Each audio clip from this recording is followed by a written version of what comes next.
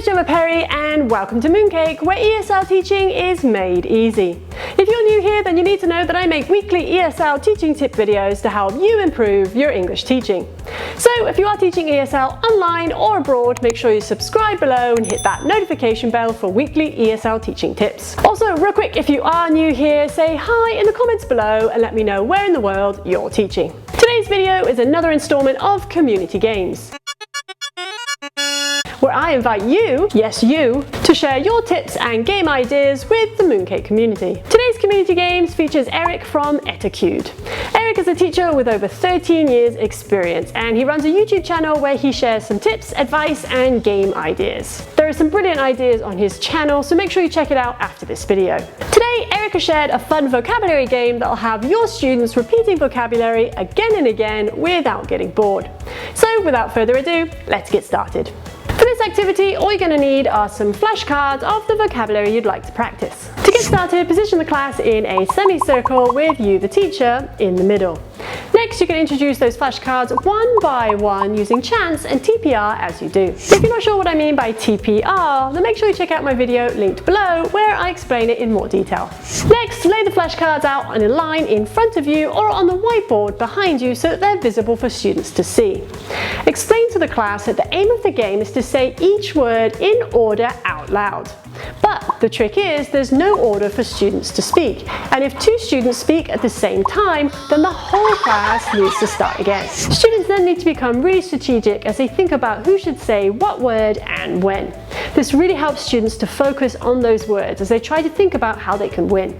You can even make the game more fun by having a teacher versus student game where the teacher gets a point every time two students say a word together and the class gets a point every time they get through one line.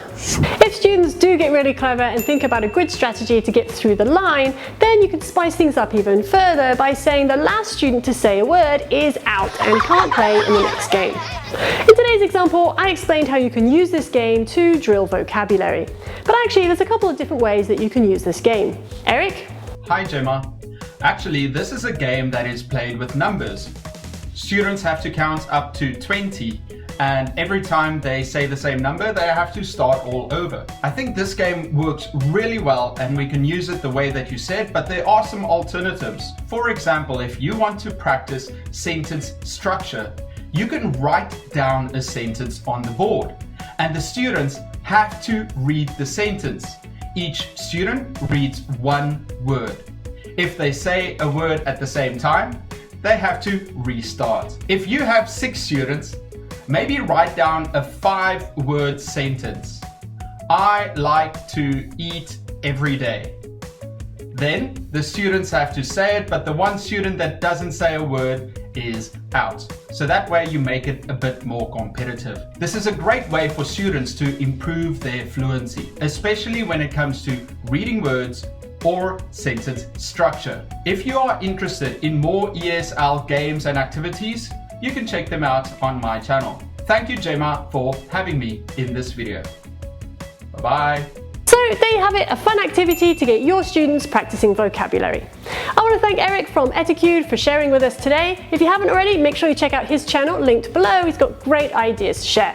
If you've got a great idea that you'd like to share with the Mooncake community and be featured on Community Games, then you can email me at gemma@mooncakeenglish.com. Join the community and together we can make ESL teaching easy. That's it for this video. Thanks so much for watching. You can find me on Facebook, Instagram and Twitter, or if you're looking for some teacher resources such as flashcards and PPT presentations, then make sure you check out the Mooncake English store linked below. Other than that, make sure you subscribe and hit that notification bell for more weekly ESL teaching tips from Mooncake.